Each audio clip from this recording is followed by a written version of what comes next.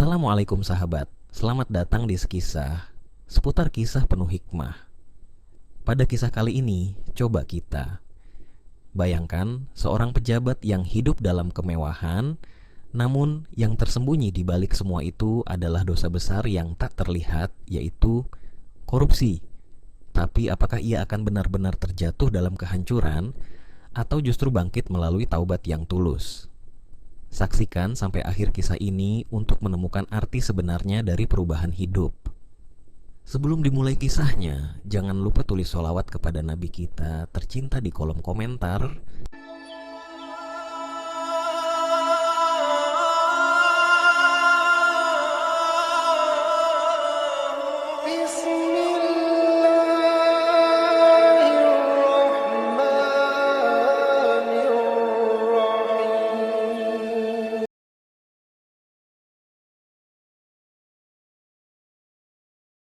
Di sebuah desa yang tenang, berjarak sekitar 30 km dari kota besar, hiduplah seorang pria bernama Pak Sidik. Desa ini dikelilingi oleh sawah yang hijau subur, dengan angin sepoi-sepoi yang selalu membawa aroma tanah basah sehabis hujan. Suara gemericik air sungai yang mengalir pelan menjadi musik alami yang menemani keseharian warga desa. Pak Sidik dikenal sebagai orang yang sangat baik hati. Dulu, ia adalah panutan bagi banyak orang di desanya. Setiap hari, ia dengan ramah membantu tetangganya, entah itu mengurus masalah kecil di desa, atau sekadar menyapa mereka dengan senyum hangat di pagi hari. Kebaikannya tak hanya terbatas pada orang-orang di sekitar, tetapi juga terlihat dari bagaimana ia mengelola jabatannya di pemerintahan setempat. Dengan penuh integritas, Pak Sidik bekerja keras untuk memastikan pembangunan desa berjalan dengan lancar dan adil. Namun, kehidupan tidak selalu berjalan mulus. Suatu hari, ketika Pak Sidik mulai mendapatkan posisi yang lebih tinggi dalam pemerintahan, godaan duniawi perlahan merayap dalam hidupnya. Di tengah-tengah tugasnya yang semakin berat, datanglah tawaran yang menggiurkan dari beberapa rekan bisnis yang licik. Mereka menjanjikan keuntungan besar jika Pak Sidik mau menutup mata terhadap beberapa proyek yang tidak jujur. Awalnya, Pak Sidik ragu. Hatinya masih terikat pada nilai-nilai kejujuran yang selama ini ia pegang teguh. Namun, seiring berjalannya waktu, tekanan demi tekanan membuatnya mulai goyah. Penghasilan dari gajinya dirasa semakin kurang mencukupi untuk memenuhi kebutuhan keluarganya, terutama setelah ia mulai merasakan hidup di tengah masyarakat kota yang lebih materialistis. Pak Sidik pun mulai menerima suap kecil-kecilan. Hanya sekali ini saja, pikirnya. Namun, seperti api yang membakar, satu kesalahan kecil ini membawanya ke jurang yang lebih dalam. Lama-kelamaan, ia terjerat dalam lingkaran setan korupsi. Kebaikannya yang dulu dikenang oleh banyak orang, kini mulai pudar. Pak Sidik yang dulunya rendah hati, sekarang berubah menjadi sosok yang angkuh dan serakah. Meskipun begitu, di desa kecil itu, tidak semua orang menyadari perubahan drastis ini. Sebagian besar warga desa masih mengenalnya sebagai Pak Sidik yang baik. Hanya segelintir orang yang mulai merasakan ada yang berbeda, namun mereka takut untuk berbicara lantang. Di balik senyum ramahnya, tersembunyi ambisi yang perlahan-lahan merusak akhlaknya. Pak Sidik semakin terpikat oleh harta duniawi. Rumahnya yang dulu sederhana kini berubah menjadi mewah, dengan mobil-mobil mahal di garasinya. Namun, di tengah kesuksesan duniawinya, ia mulai kehilangan ketenangan jiwa. Setiap malam, ketika ia duduk sendirian di kamarnya yang luas, ada suara kecil di dalam hatinya yang terus mengingatkan tentang dosa-dosa yang telah ia lakukan. Namun, dengan kesombongan yang mulai menguasai dirinya, Pak Sidik menepis suara itu. Di titik inilah datang sebuah kabar yang mengejutkan. Pak Sidik mendapat kesempatan untuk menunaikan ibadah umrah bersama keluarganya. Awalnya, ia merasa ragu. Bagaimana mungkin ia, yang telah begitu banyak berbuat dosa, pergi ke tanah suci. Namun, dengan tekanan dari keluarga dan masyarakat yang memujinya, ia akhirnya memutuskan untuk berangkat. Perjalanan Pak Sidik menuju Tanah Suci dimulai dengan penuh harapan dan kegembiraan. Istrinya dan kedua anaknya turut mendampingi, sementara warga desa mengantar kepergian mereka dengan doa-doa tulus. Meskipun hati Pak Sidik masih diliputi rasa bersalah atas korupsi yang telah ia lakukan, ia berharap bahwa ibadah umrah ini bisa menjadi momen untuk membersihkan diri.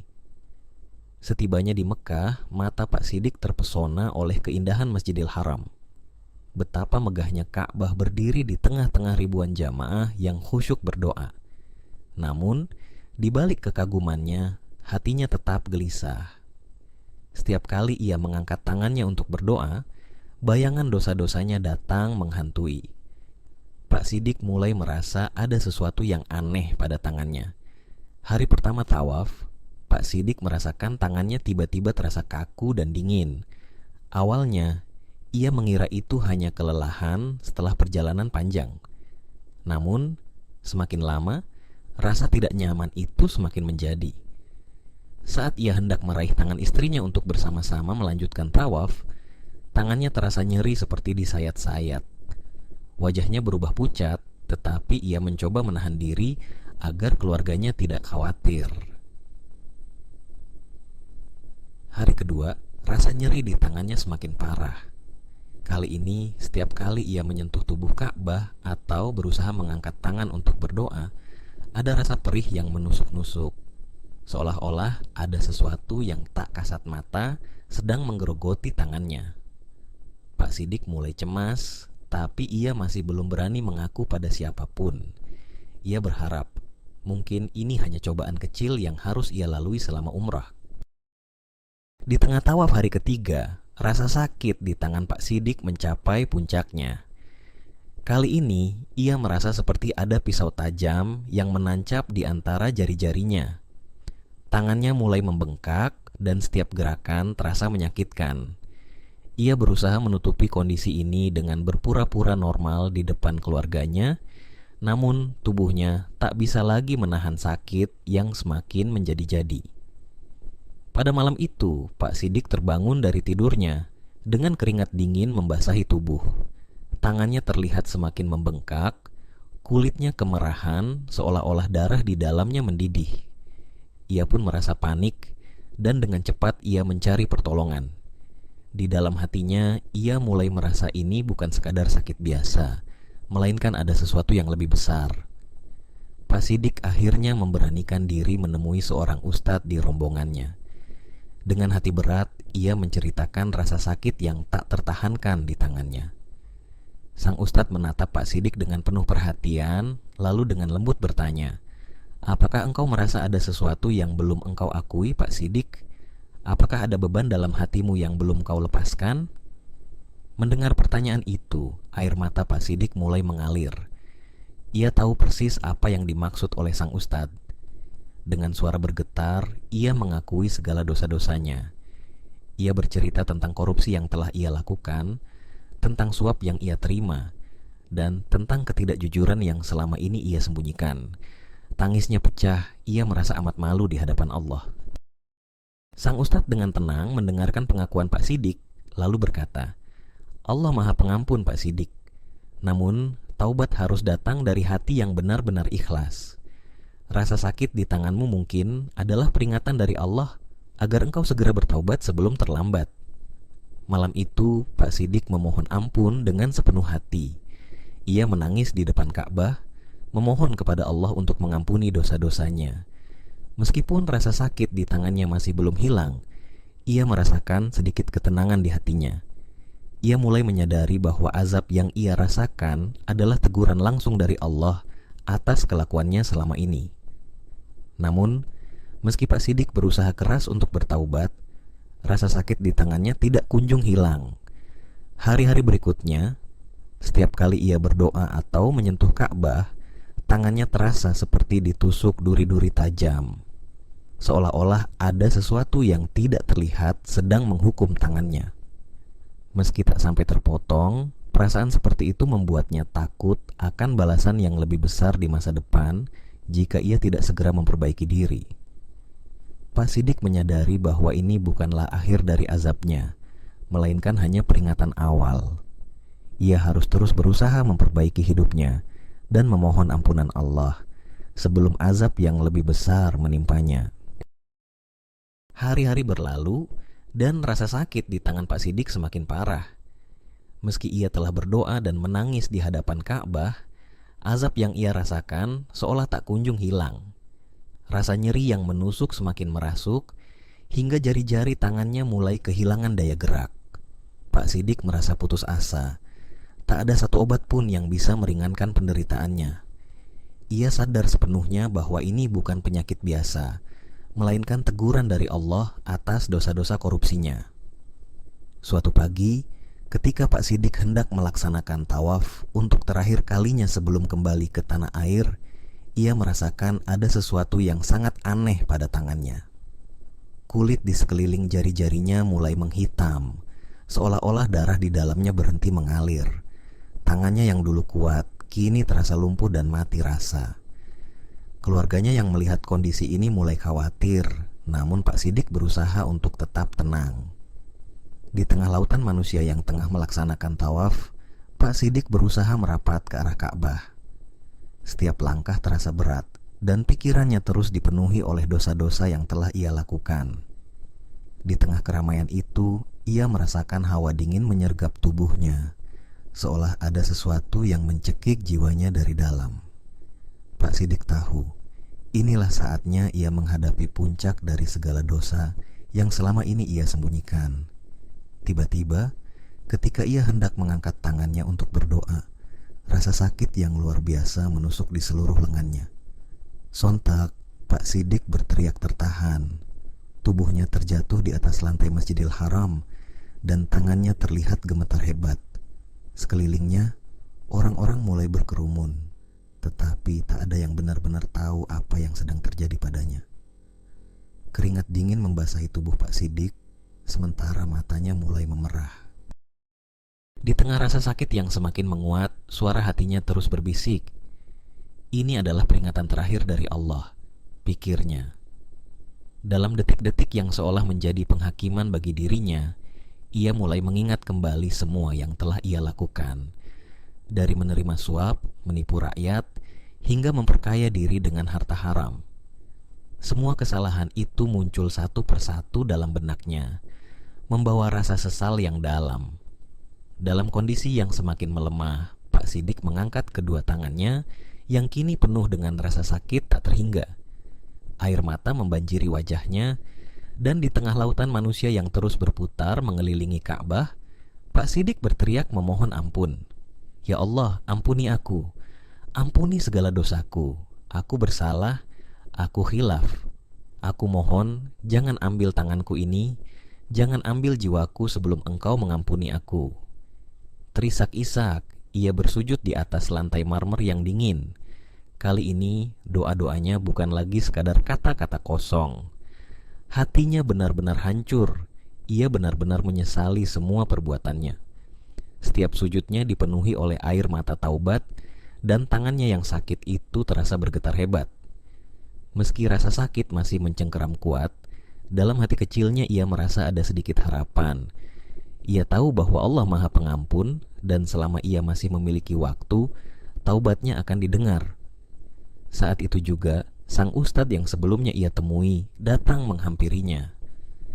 Dengan penuh kasih, ustadz tersebut menyentuh bahu Pak Sidik, mengajak untuk bangkit dari ketakutannya. Pak Sidik, ujar sang ustadz lembut, jangan takut, Allah akan mengampuni setiap dosa yang diiringi dengan taubat yang sungguh-sungguh. Yang penting sekarang, engkau harus kembali kepadanya dengan hati yang bersih dan memperbaiki semua kesalahanmu. Dalam keadaan lemah, Pak Sidik terisak mendengarkan kata-kata ustadz tersebut. Ia tahu, ini adalah momen terpenting dalam hidupnya. Aku ingin berubah, ustadz. Aku ingin menebus semua kesalahanku, ujar Pak Sidik dengan suara bergetar. Aku tak ingin mati dalam keadaan seperti ini. Aku tak ingin membawa dosa-dosa ini ke hadapannya. Sang ustadz tersenyum lembut, lalu memegang tangan Pak Sidik yang terasa mati rasa. Allah selalu memberi kesempatan, Pak Sidik. Tapi engkau harus ikhlas. Kembalilah kepadanya dengan niat tulus. Perbaiki hidupmu, kembalikan semua yang telah engkau ambil dengan cara yang tidak benar, dan jadilah hambanya yang sejati. Saat itu, dalam keheningan malam di tanah suci, di depan Ka'bah yang agung, Pak Siddiq bertekad untuk bertaubat sepenuh hati. Ia menyadari bahwa hidupnya selama ini telah jauh tersesat, dan inilah kesempatan terakhir untuk memperbaiki semuanya. Di dalam doanya yang panjang, ia memohon kepada Allah agar diberikan kekuatan untuk menebus semua dosa-dosanya dan memperbaiki segala keburukan yang telah ia lakukan. Seiring dengan rasa sakit di tangannya yang sedikit mereda, hati Pak Siddiq mulai merasakan ketenangan yang belum pernah ia rasakan sebelumnya.